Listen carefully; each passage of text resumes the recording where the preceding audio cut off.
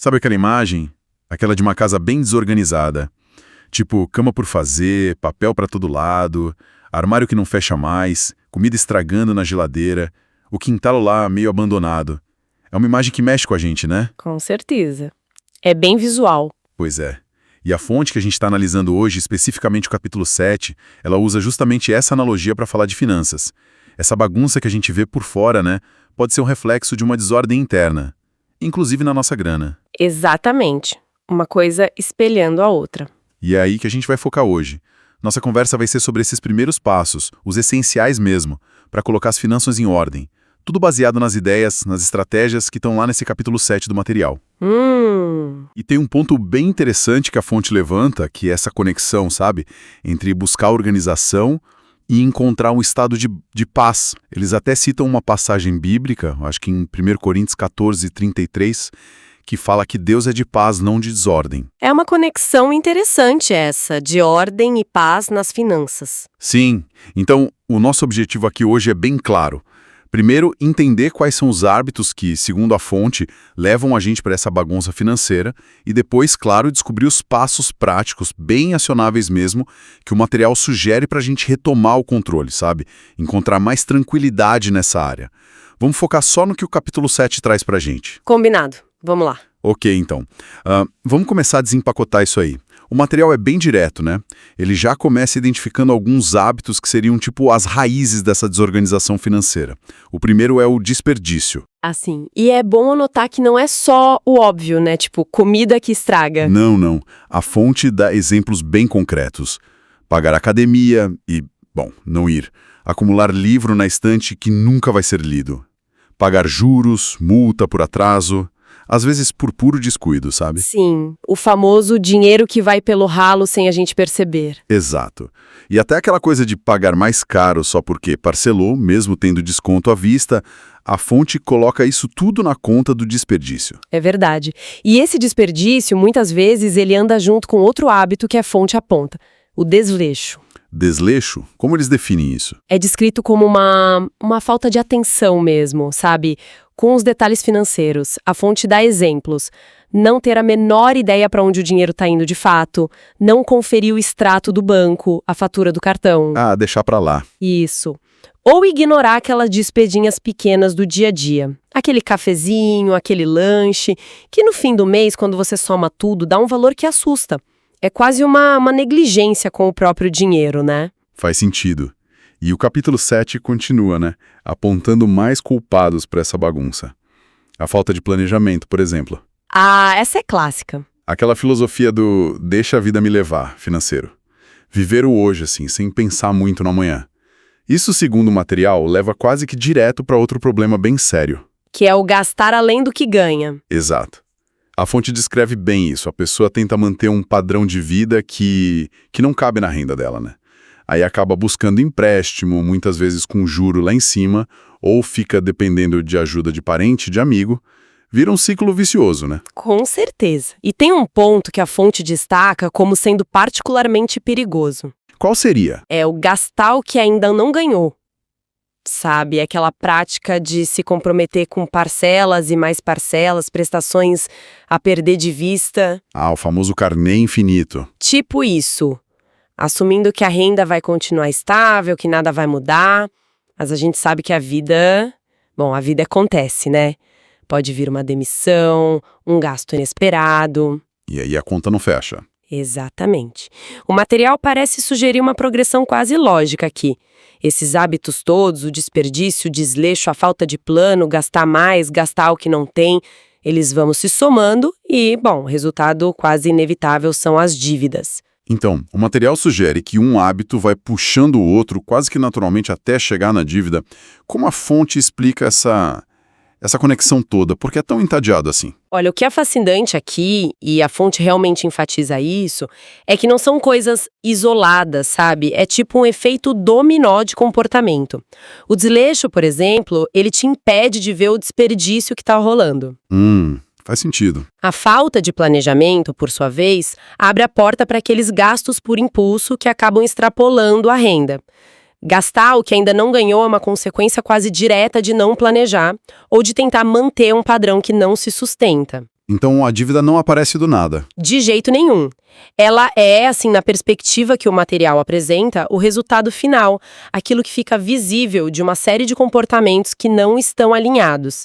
Por isso que a fonte argumenta com força que a solução de verdade, a duradoura, não pode ser só pagar a dívida. Isso é atacar o sintoma, né? Certo, teria que ir mais fundo. Exato, precisa atacar a causa raiz, esses hábitos que a gente falou.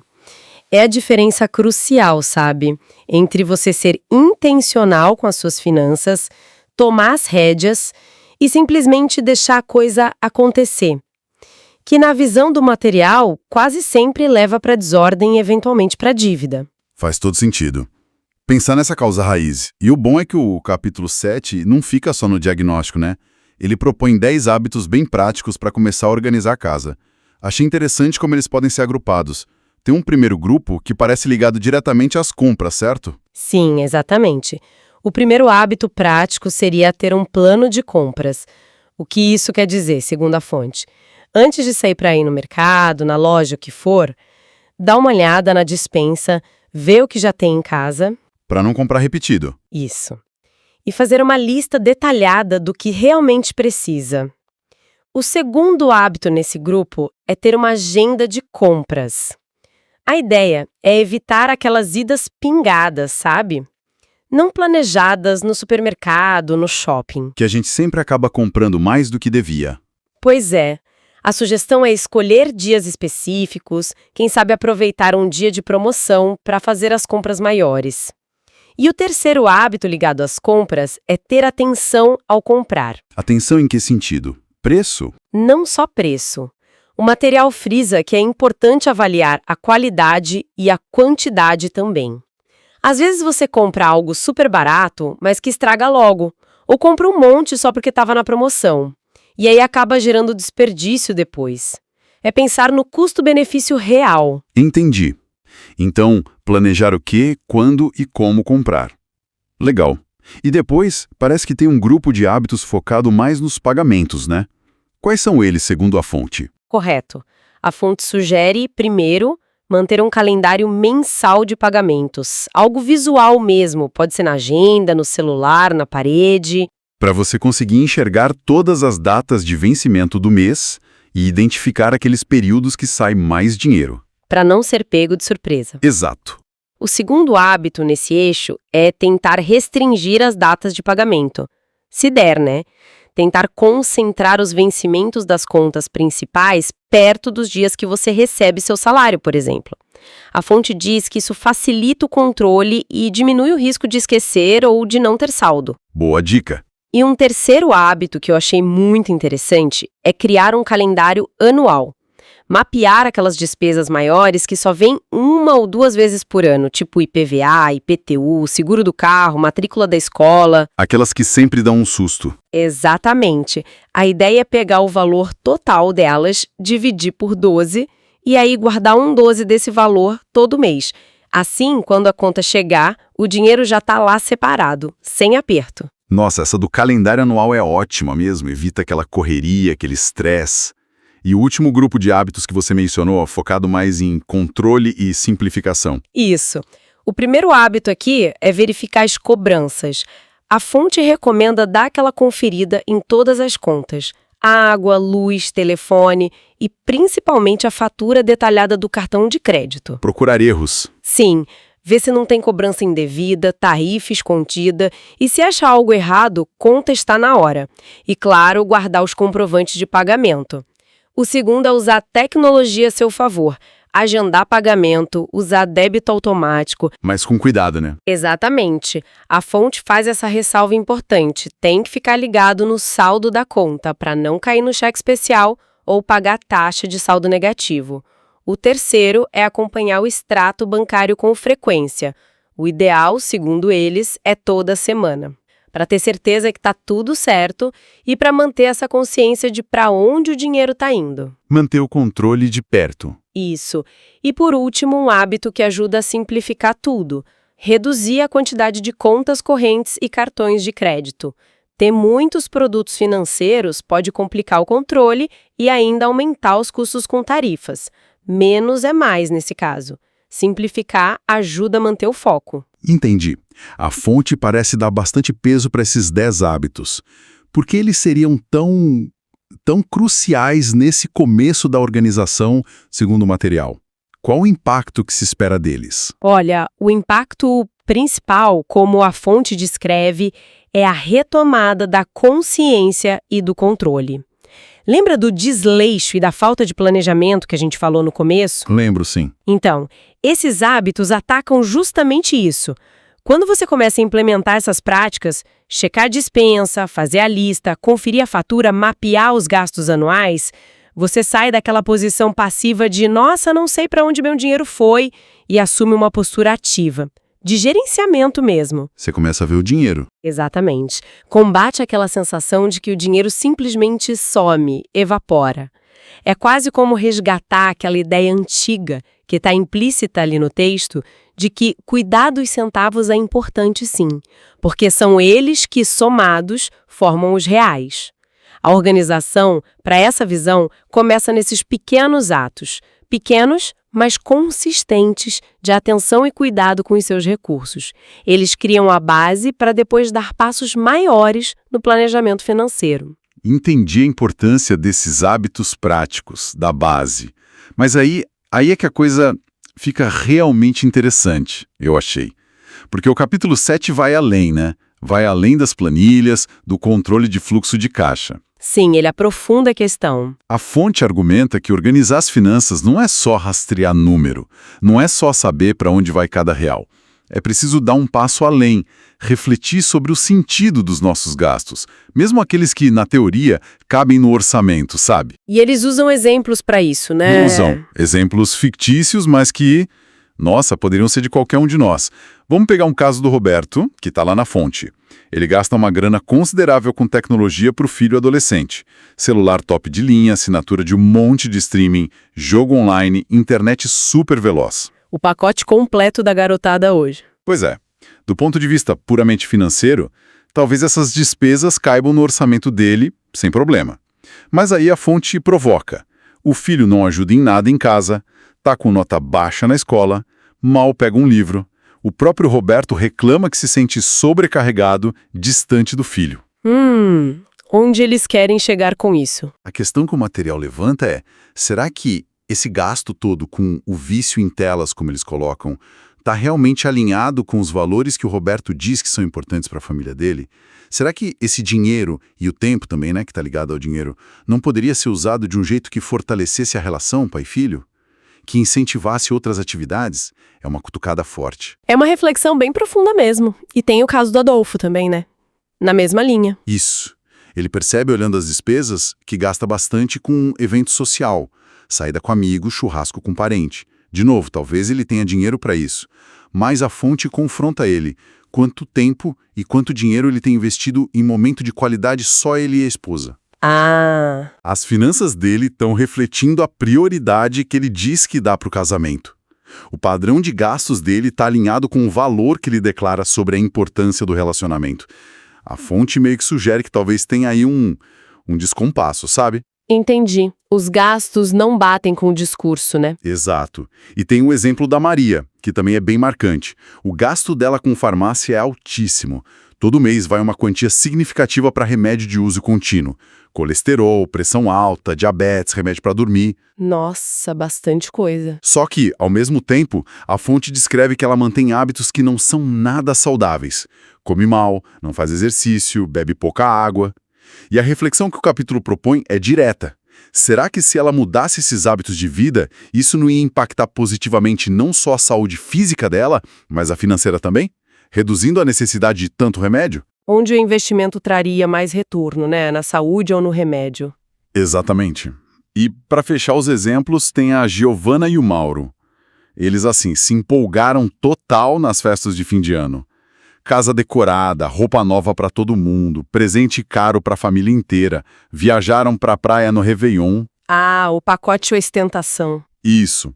Foi um período, como a fonte descreve, de muita alegria, de mostrar um certo status, só que aí veio a conta nos meses seguintes. Fatura do cartão lá nas alturas, orçamento apertado, aquele estresse financeiro. A ressaca financeira.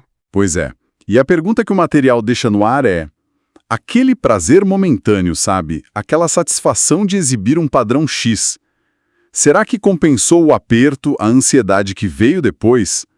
A decisão de gastar daquele jeito foi realmente consciente do impacto futuro? Esses exemplos são muito fortes, né? Porque eles tiram a discussão do campo puramente matemático, do cabe ou não cabe no orçamento. Sim, leva para outro lugar. Exatamente. E isso levanta uma questão muito importante que eu acho que permeia o capítulo 7 inteiro. As nossas finanças, elas são, em grande medida, um espelho das nossas escolhas de vida, dos nossos valores, das nossas prioridades, ou da falta delas, né? Um espelho, gostei disso. A verdadeira organização financeira, pelo menos na perspectiva que a fonte traz, ela vai além de controlar o dinheiro. Ela passa obrigatoriamente por um processo de se conhecer melhor, de repensar essas escolhas. De autoconhecimento financeiro, quase. Quase isso. Significa questionar o porquê por trás de cada real que a gente gasta. Não é só se perguntar, eu posso pagar por isso. É ir além. Esse gasto contribui para o meu bem-estar geral? Ele está alinhado com o que eu digo que é importante para mim, para minha família? Ele me aproxima ou me afasta dos meus objetivos de vida? É uma camada bem mais profunda de organização, né? Com certeza. Então, fazendo um resumo dessa jornada que o capítulo 7 propõe, a ideia é sair daquela imagem inicial da casa bagunçada, da desordem financeira, para chegar num lugar de mais paz, de mais controle. Isso. E segundo a fonte, isso exige mais do que só ferramenta, planilha, aplicativo. Exige, primeiro, uma mudança concreta de hábitos, desde como a gente faz compra até como a gente paga as contas, com aqueles 10 passos práticos que a gente falou. A base da organização. Num nível mais fundo, exige essa reflexão, uma reflexão honesta, corajosa até, sobre as escolhas de vida que estão direcionando o nosso dinheiro. Usar as finanças como esse espelho para ver se a gente está vivendo de acordo com nossos valores.